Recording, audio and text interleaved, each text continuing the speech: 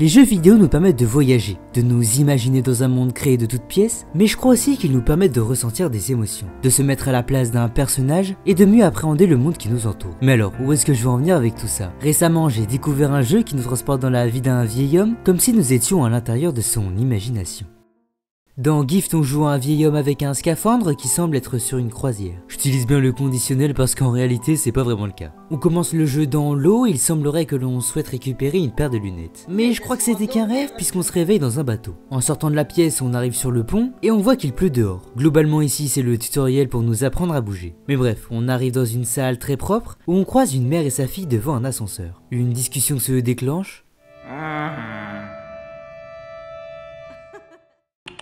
Pas de ça ici. Bonjour, d'accord? Ah oui, en fait le jeu ne comporte aucun dialogue, tout est sous-entendu donc la compréhension est parfois difficile. Bon, en sortant de l'ascenseur on tombe sur de nombreux personnages accompagnés d'hommes télé qui montrent les performances de leurs entreprises. Il y a notamment un homme cigare, une tirelire géante ou encore une télé qui grésille et au vu des hommes télé autour, son business ne doit pas vraiment être au beau fixe. En continuant d'avancer on retrouve la mère et sa fille, mais ce n'est pas vraiment ça qui va nous intéresser, puisqu'alors que tout semblait aller au mieux, le bateau commence à trembler.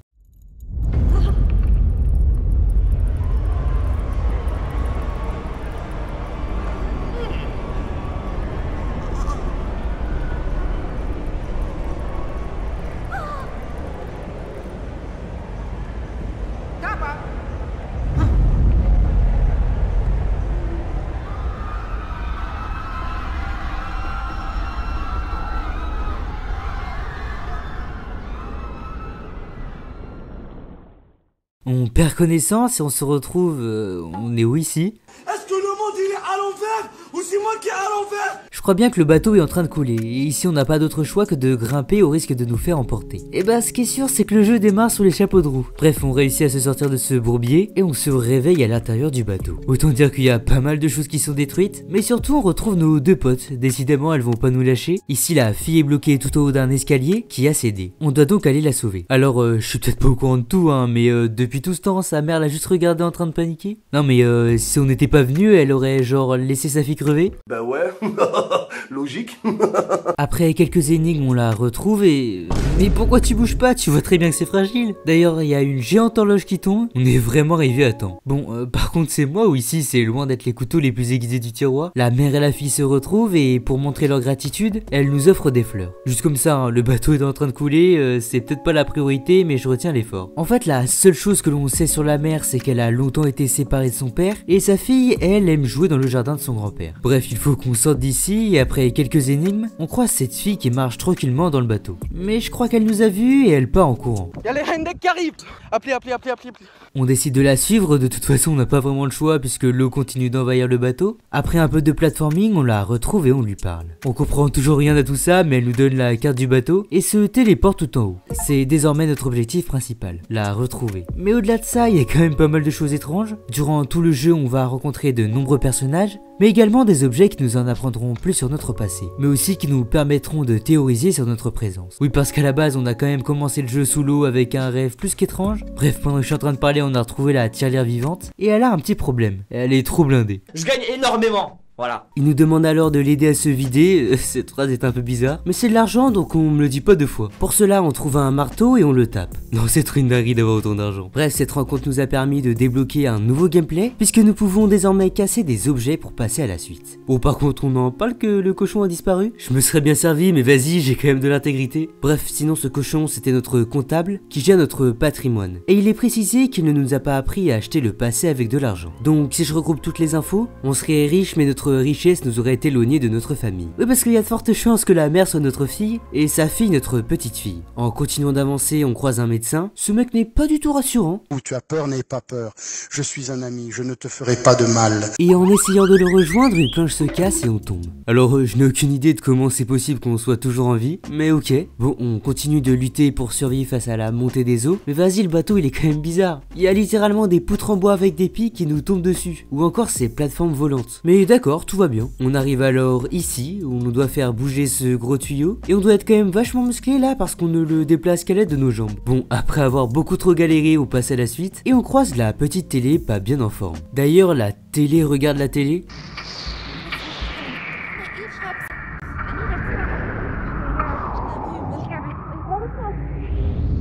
Mom, you're skinny.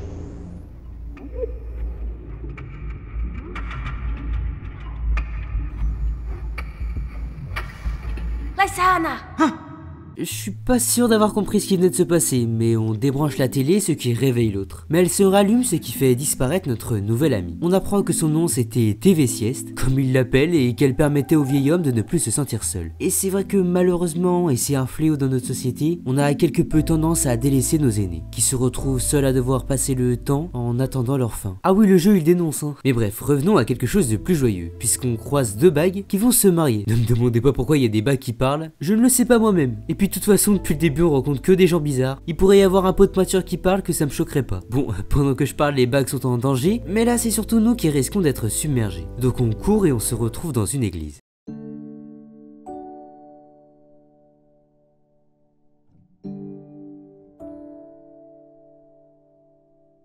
Ah.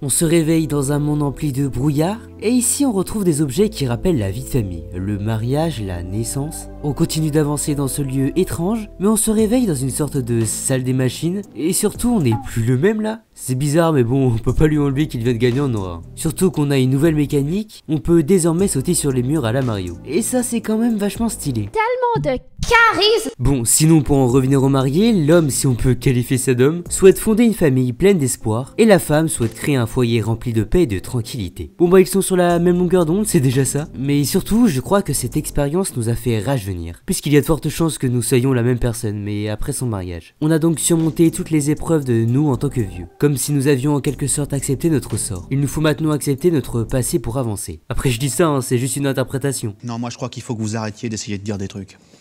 Ça vous fatigue déjà, puis pour les autres, vous vous rendez pas compte de ce que c'est. Les premières personnes que l'on va croiser ici sont officiellement les pires personnages du jeu, puisque la seule façon d'éviter qu'ils nous attaquent, c'est de les regarder. Mais disons que quand on a 3 sur toi, t'es rapidement foutu.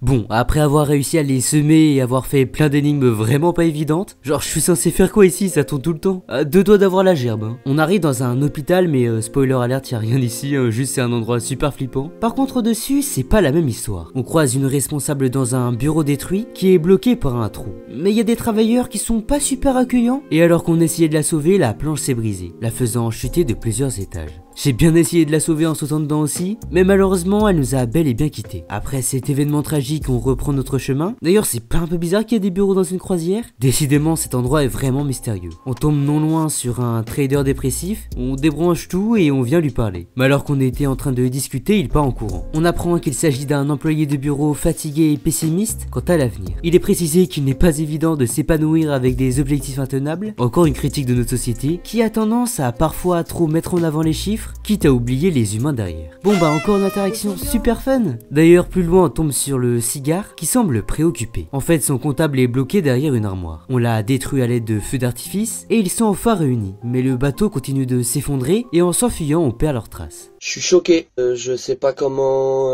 je sais pas, là je... Bon bah on continue notre chemin, d'autant plus que maintenant on peut débloquer des zones grâce aux allumettes que nous a donné l'homme cigare. D'ailleurs lui en réalité c'est un manager efficace mais un peu trop colérique qui est obligé de consommer des cigarettes pour se calmer. Un cigare qui consomme des cigarettes, c'est du cannibale. Oh non, revoilà le médecin. Bon là c'est littéralement un stalker. Je suis désolé mais vu le chemin qu'on a fait, c'est pas un hasard qu'on se retrouve ici. Bon après avoir expérimenté ce que c'était d'être un bloc de Tetris, on tombe sur ce mec. Quelque chose me dit qu'il a pris la grosse tête. La blague en fait parce qu'il a littéralement une grosse tête. Ouais, c'est nul. C'est pas bien. J'ai bien aimé le... Bah rien en fait, tu manques de talent. Personne n'aime ici. Bon ok, j'aurais pas de carrière dans l'humour, par contre ce chien bah non plus en fait, c'était juste pour faire une transition. Bref ici on doit fuir les pires persos du jeu en cassant des portes. Non, fais comme tu veux, je m'en fous. Tape pas contre le mur, gros! Bah j'ai pas tellement le choix. Hein. On réussit à fuir mais on n'est pas sorti d'affaire pour autant, puisqu'on est attiré par une lumière étrange.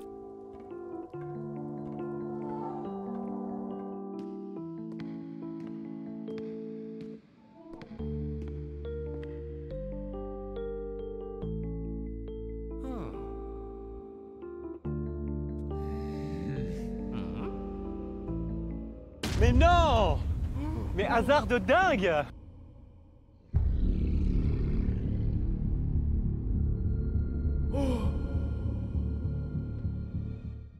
Une course-poursuite se déclenche avec le médecin. Vous avez fait quelque chose à votre peau? Tu es très moche. Bon, après quelques galères, on réussit à fuir.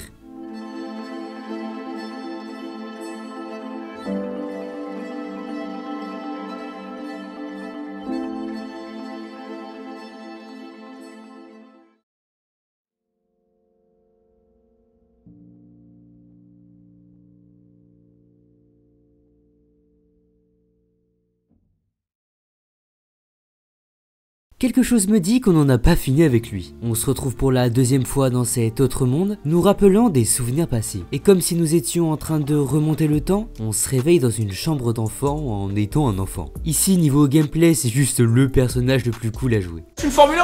On ressent vraiment l'insouciance de l'enfant qui peut se faufiler partout, libre comme l'air. Littéralement parce qu'on peut désormais se maintenir à la Yoshi, et c'est super satisfaisant. Bref, on retrouve le présentateur télé et il retrouve sa tête normale. On discute un peu mais le plafond s'écroule et il disparaît. On apprend que c'est un autre manager qui souhaite changer le monde, mais il est malheureusement égoïste et a tendance à ne porter aucune attention aux gens autour de lui. Donc il avait effectivement la grosse tête. Bon, on est plus trop loin de la fille du début, et en continuant à se diriger vers elle, on rencontre ce mec. En fait, c'est un professeur, il a perdu ses élèves, à cause du fait que le bateau soit en train de couler. C'est vrai qu'avec tout ce qui se passe, on aurait tendance à l'oublier. Mais bon, ici c'est beaucoup d'énigmes, notamment à base de téléporteurs, et j'ai juste beaucoup trop galéré. Honnêtement, je pense pas que ce soit très intéressant pour vous. Donc on retrouve les enfants et on est dans une salle de classe. On voit un trou dans le mur pour s'échapper, mais surtout, on la connaît elle.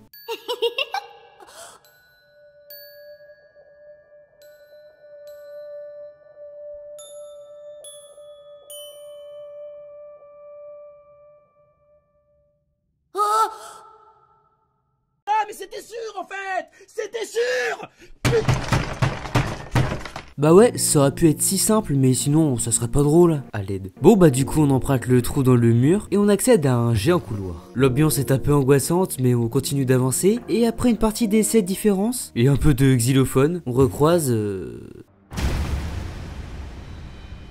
C'est pas que j'en ai marre, mais je suis un peu fatigué, ouais. Bon, c'est qu'il va jamais nous lâcher lui. Je vais pas faire semblant que je les aise, non j'ai douillé. Mais en réalité il n'aime pas ce qu'il est devenu, et il vient de le réaliser. Il décide alors de nous laisser tranquilles, et on reprend connaissance à côté de Fleur. Ici tout est détruit, mais on croise... No way, un pot de peinture qui parle. On doit donc rassembler toutes les couleurs pour reproduire un dessin. On les réunit et... Ouais, super dessin mec, au top, lâche rien. Bref, on avance et...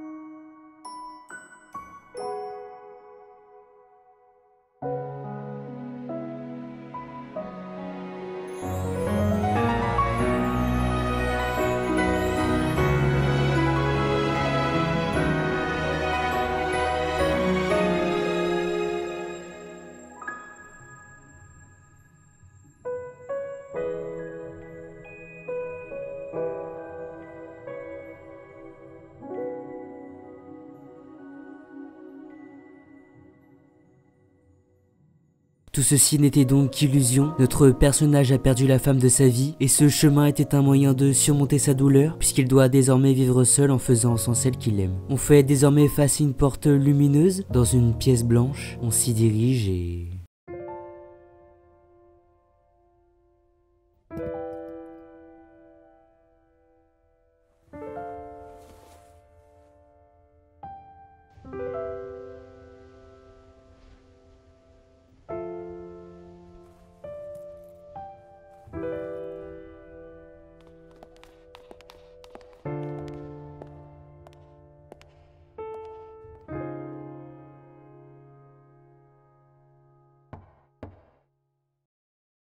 J'ai vraiment adoré jouer au jeu parce qu'il parle de sujets importants et parfois douloureux. J'ai moi-même récemment eu affaire dans ma famille à une situation semblable, et même si je ne suis pas la personne qui est le plus affectée dans ma vie quotidienne par cette perte, ça me rend triste. Se retrouver seul après des années de vie commune, d'épreuves mais surtout de bonheur, c'est difficile. Mais tant qu'on reste entouré, on peut toujours aller de l'avant. En termes de gameplay et même de graphisme, on est très clairement sur une inspiration de la licence Little Nightmares. Et honnêtement, l'histoire racontée, bien qu'elle soit différente de celle que l'on peut retrouver dans ces jeux, convient parfaitement à ce style. Bref, je vous invite à vous abonner, à liker, à commenter si cette vidéo vous a plu. Et puis nous, on se retrouve bientôt pour une prochaine vidéo.